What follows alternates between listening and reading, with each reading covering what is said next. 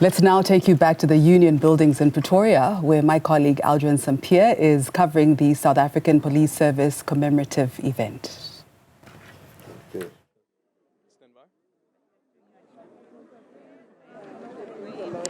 Yeah, Masichaba, we continue our coverage to the build-up to the commemoration that will be taking place in just over an hour's time. And of course, that keynote address being delivered by the acting president of the country, Paul Mashatile. But I just quickly want to bring in to this conversation Labour once again, considering here that we are speaking about people that have been employed, of course, by the state, and specifically being employed by the police, the South African Police Service. And also, these are men and women who have died in the line of duty. So a very important conversation that needs to be had also with Labour. A bit earlier on, we were in conversation with the South African Police Union. Now we will be speaking to POPCRU. We will be speaking to POPCRU's president, Thulani Ngwenya, who's joining us this morning. Bob Ngwenya, very good morning to you. Thank you so much for making time for us this morning. I want to start off the conversation how we started off with the South African Police Union a bit earlier on as well, and that is, on a day like this, what goes through your mind?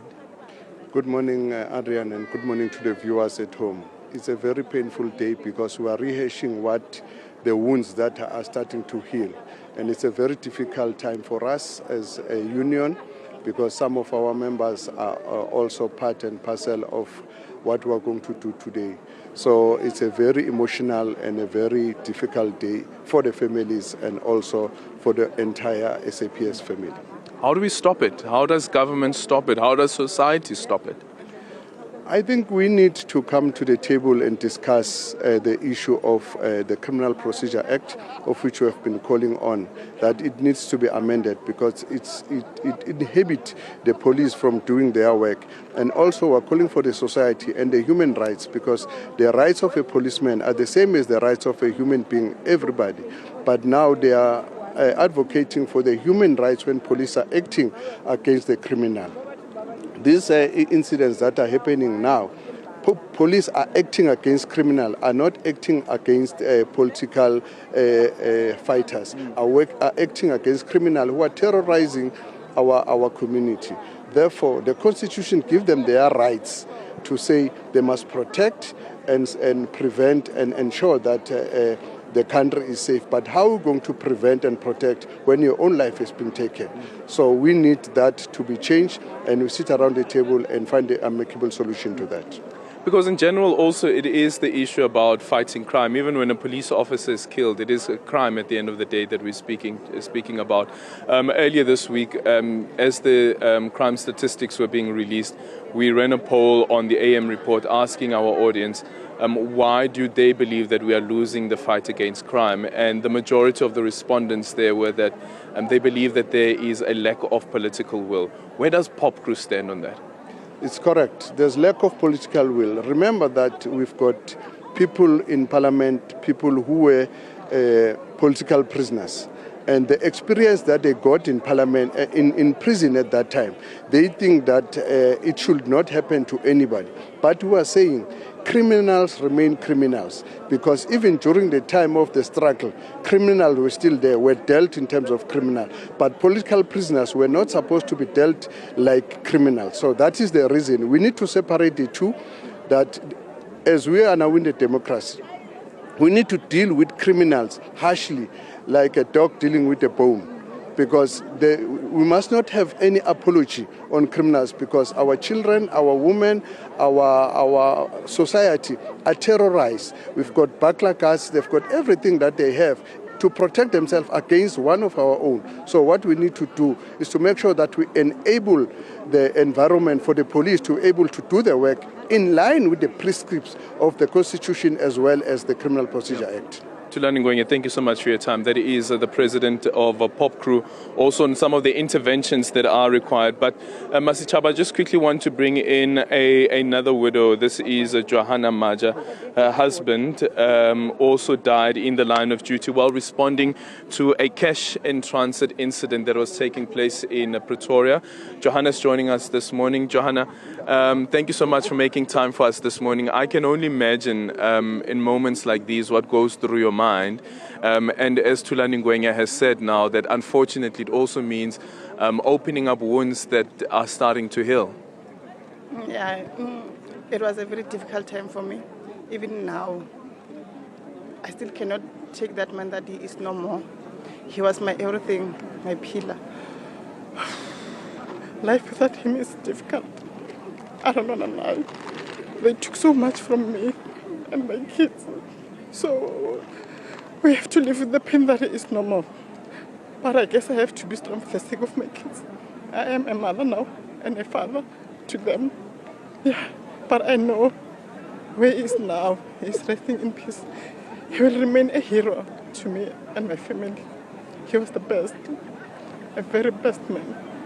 I am so glad and I'm so proud to be his wife. Yeah, he was my everything.